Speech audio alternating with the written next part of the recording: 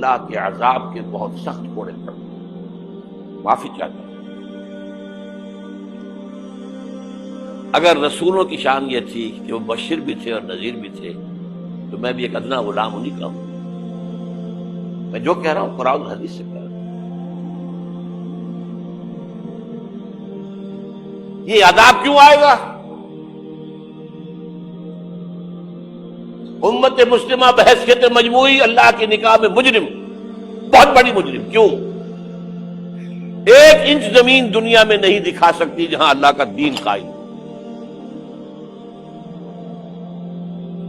یہ مذہب ہے، مسجدیں ہیں، حج ہے اور عمرے ہیں، یہ مذہب ہے۔ دین کہاں ہے؟ اللہ کا نظام کہاں ہے؟ دین حق کہاں ہے؟ وہ نظام عدل کہاں ہے؟ وہ نظام سیاست کہاں ہے؟ وہ قانون شریعت کہاں ہے؟ آپ کی ساری معیشت سود کے اوپر ہے، اور سود سے زیادہ بڑا گناہگار جرم کوئی نہیں۔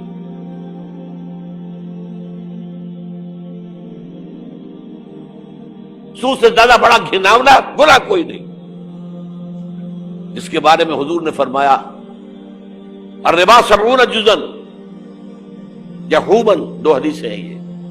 ربا کے 70 حصے ہیں، یہ 70 گناہ ہیں، 70 گناہ ہیں، جن میں چھوٹے بھی ہیں بڑے بھی ہیں، 70 گناہ۔ ایسا رہا ان میں سب سے چھوٹا اس کے مساوی ہے ان ينكح الرجل امہ، کہ کوئی شخص اپنی ماں سے زنا کرے۔ سنن ابی داؤد کی روایت ہے، سن لیجیے، پڑھ لیجیے۔ سارا نظام آپ کا کہاں ہے؟ تجارت ہو تو اس پر ہے، زراعت ہو تو اس پر ہے۔ بیج لیا تھا تو سودی قرضے پہ لیا تھا، اس کے بعد جو اس کے لیے کھاد خریدی تھی سودی قرضے پہ خریدی تھی، پیسٹی سائڈز خریدے تھے سودی قرضے پہ خریدے تھے۔ اس کے بعد اگر کوئی ہارویسٹر لیا ہے، کوئی اور لیا، ٹریکٹر لیا تو سودی قرض، سود ہر دانے گندم میں سود ہے۔ کوئی شخص بچا ہوا نہ، میں بچا ہوا نہ بچے ہوا، کوئی بچا ہوا۔ سارا کاروبار، ساری صنعت و حرفت، ساری حکومت، پوری حکومت، پوری قوم سود کے اندر جکڑی ہوئی۔ ایک ایک شخص۔ کہاں ہے اسلام؟ آپ میری بات سمجھ لیجئے، اسلام کے 2 حصے کر لیجئے، اسلام بطور مذہب، اسلام بطور دین۔ اور یہ تو آپ قرآن پڑھتے ہیں، پورے قرآن میں مذہب کا لفظ تو آیا ہی نہیں ہے۔ حدیث کے ذخیرے میں بھی میری امکان، میرے معلومات کی حد تک کہیں نہیں ہے۔ یہ مذہب تو ہمارے یہاں استعمال ہوتا تھا فقہوں کے لیے، مذہب حنفی، مذہب مالکی، مذہب شافعی، مذہب حنبلی، اب ایک مذہب سلفی اہل حدیث حضرات کا ہو گیا ہے، مذہب ظاہری، بعض مذہب جعفری۔ یہ فقہوں کے لیے تھا۔ مذہب کیا ہے؟ مذہب کا نام 3 چیزوں کا مجموعہ مذہب ہے، کچھ عقائد، کچھ عبادات، کچھ رسومات۔ بچہ پیدا ہوگا تو کیا کریں گے؟ عقیقہ کریں گے۔ کوئی فوت ہوگا تو کیا کریں گے؟ جنازہ پڑھائیں گے، کفن دفن کریں گے۔ شادی ہوگی تو کیا کریں گے؟ ایجاب و قبول ہوگا، ولیمہ ہوگا۔ یہ رسومات ہے۔ دین یہ نہیں ہے، دین ہے اللہ کا دین، اللہ کا نظام، اللہ کا قانون۔ وَمَن لَّمْ يَحْكُم بِمَا أَنزَلَ اللَّهُ فَأُولَٰئِكَ هُمُ الْكَافِرُونَ۔ جو اللہ کی اتاری ہوئی شریعت کے مطابق فیصلہ نہ کرے وہی تو کافر ہے۔ میں اور آپ کون ہیں؟ برا نہ مانیے۔ فیس دی فیکٹس۔ اور یہ فتویٰ کس کا ہے؟ اللہ کا ہے۔ وَمَن لَّمْ يَحْكُم بِمَا أَنزَلَ اللَّهُ فَأُولَٰئِكَ هُمُ الْكَافِرُونَ وَمَن لَّمْ يَحْكُم بِمَا أَنزَلَ اللَّهُ فَأُولَٰئِكَ هُمُ الظَّالِمُونَ وَمَن لَّمْ يَحْكُم بِمَا أَنزَلَ اللَّهُ فَأُولَٰئِكَ هُمُ الْفَاسِقُونَ۔ 3 فتوے ہیں اس مفتی اعظم کے، جو ہماری اتاری ہوئی شریعت کے مطابق فیصلے نہیں کرتے وہی تو کافر ہیں، وہی تو مشرک ہیں، وہی تو فاسق ناہنجار ہیں، باغی۔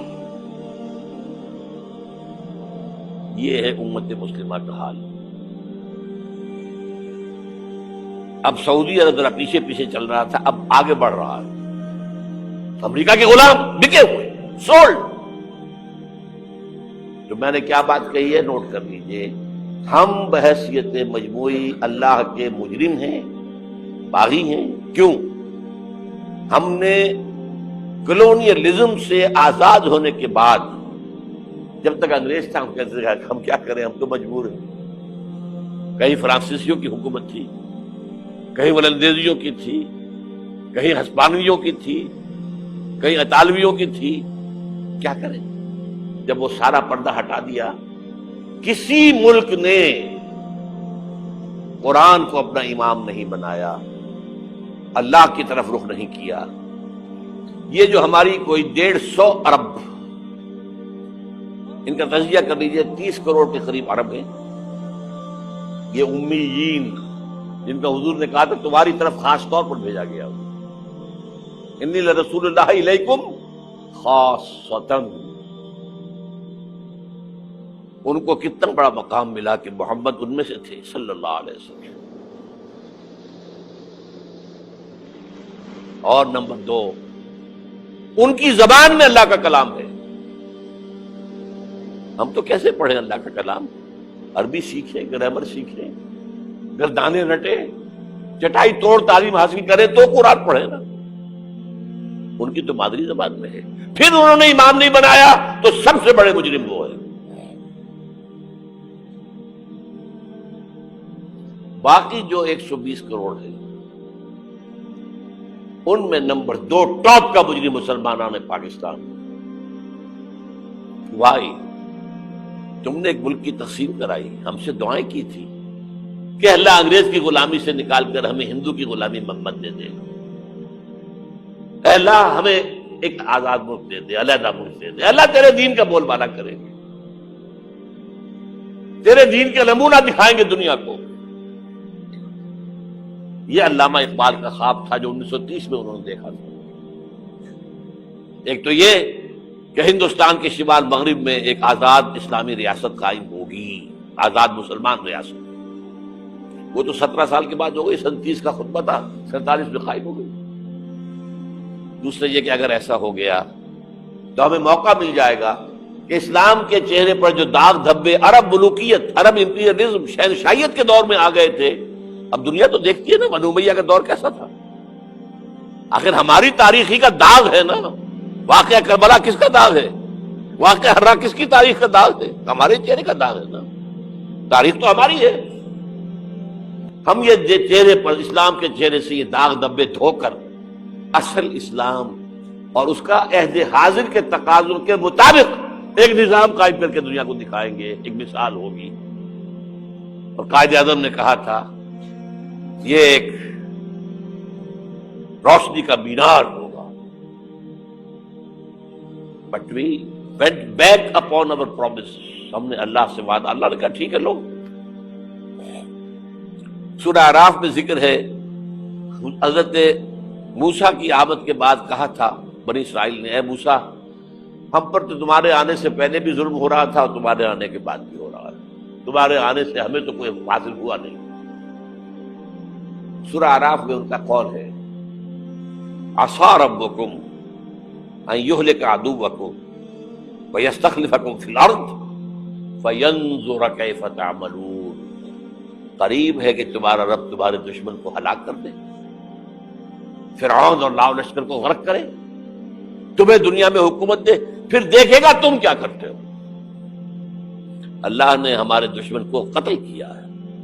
گاندھی کے لیے یہ موت سے کم بات نہیں تھی، کانگریس کے لیے یہ موت سے کم بات نہیں تھی۔